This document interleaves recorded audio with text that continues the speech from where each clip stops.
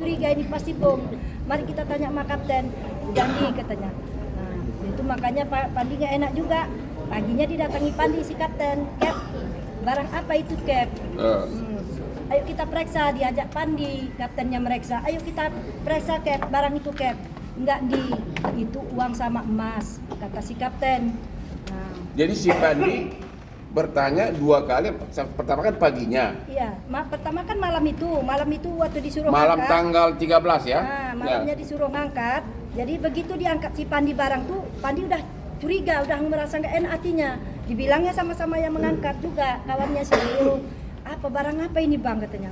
Ya enak perasaanku, ini tak betul lagi nih, pasti bom. Masa kalian nggak curiga dengan barang ini, dibilang si Pandi. Karena di tengah laut disuruh kapten, anak buahnya disuruh estafet masuk pindahin barang dari kapal nelayan ke kapal mereka. Dan gak mungkin nolak dong kalau kapten menyuruh kan? Ya itu posisinya si Pandi lagi jaga. Lagi jaga apa? Iya, lagi jaga dia posisi dia, ada gilir-giliran orang dia. Tiket apa? Dia mesin ya? Iya mesin, jaga. Jadi dari situ dia udah curiga. Iya. Terus kepada sesama kru pun dia udah bertanya terus ini. Baru kemudian dia ulang lagi besoknya tanggal 14 tanya kepada. Didatanginya sama kaptennya. Didatangin khusus kapten bertanya. Ayo kita periksa itu barang Cap. Kaptennya nggak mau. Kaptennya bilang enggak itu emas sama uang, bukan bom, itu emas sama uang, dibilang kaptennya. Ternyata akhirnya hukuman mati. Apa himbauan ibu kepada jaksa, terutama kepada Bapak Jaksa Agung, karena walaupun surat tuntutan sudah masuk, demi keadilan bisa aja dirubah, ya kan? Ya, atau apa himbauan ibu ke Majelis Hakim? Apa himbauan ibu kepada Bapak Presiden Prabowo? Silakan Bu. Ibu silakan curahkan perasaan, menangis pun silakan Bu. Harapan saya, anak saya mohon dibebaskanlah. Kepada Ibu Ketua Hakim, kepada Bapak Jaksa, kepada Bapak Presiden, tolonglah bantu anak saya. Karena anak saya pun tidak tahu barang itu apa isinya, tidak tahu. Kalau dia tahu mana mungkin dia mau ikut, dibilangnya kalau aku tahu ini ya Cap, aku tak akan berani pergi. Mana mungkin aku mau katanya. Jadi kau harus bertanggung jawab Cap dengan diriku ini Cap.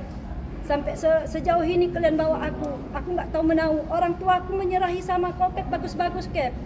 Ternyata kayak gini kau buat aku, kata anak saya. Jadi harapan saya dengan keterangan anak saya bahwasanya anak saya tidak terlibat, saya bermohon sama Bapak Presiden. Saya rasa saya nggak ikhlas anak saya dituntut mati karena dia tidak mengetahui itu barang, tidak terlibat dengan jaringan narkoba sebanyak itu, apalagi dia dengan posisi baru berlayar. Baru berlayar dan baru kenal kapten. Iya, baru kenal kapten. Jadi di mana salahnya?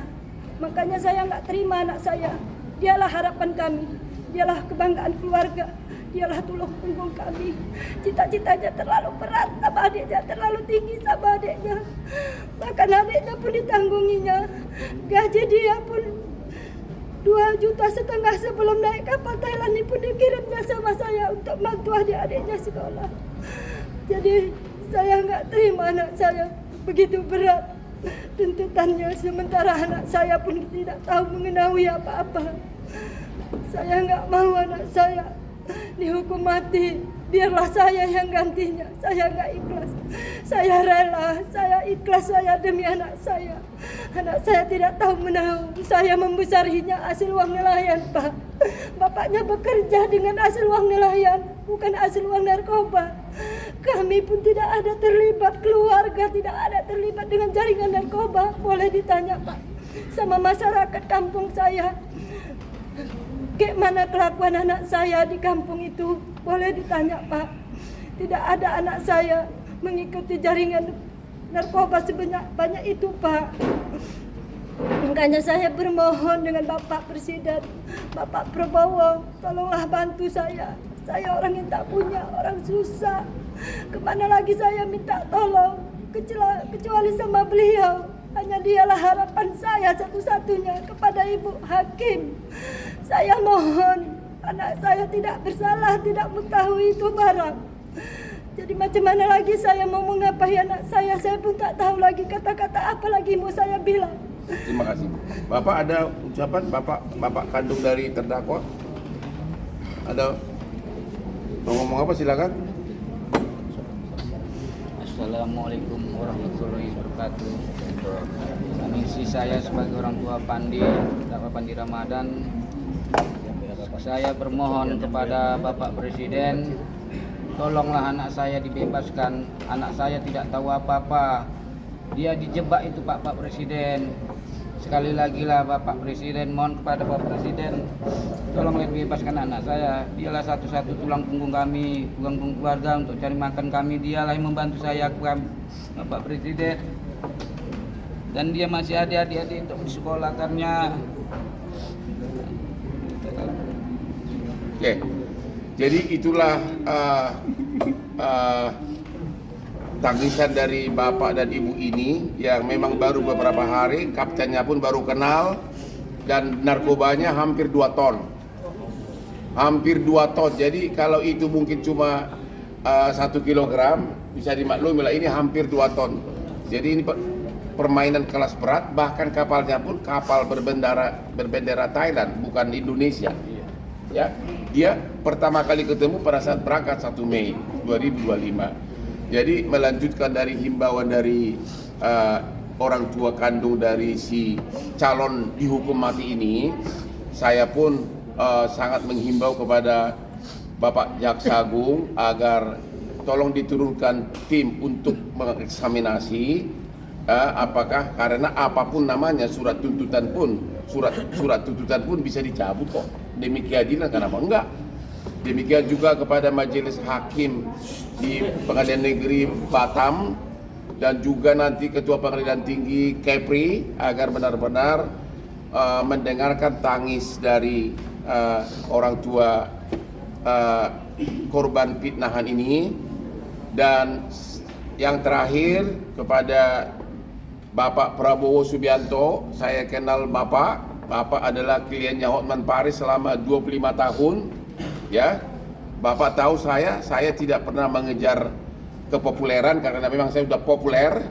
Klien Bapak klien saya sebagai klien saya 25 tahun dan adikmu Hasim, saya terpanggil untuk menemani Bapak Ibu ini karena juga saya melihat video dari Bapak Presiden beberapa hari lalu. Bapak Presiden berjanji akan mencegah terjadinya miscarriage of justice. Itulah istilah dari Pak Prabowo, itulah miscarriage of justice. Artinya penyalahgunaan kewenangan untuk keadilan, kesalahan dalam penegakan keadilan.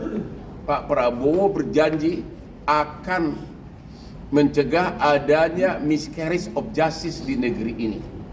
Dan inilah bukti pertama.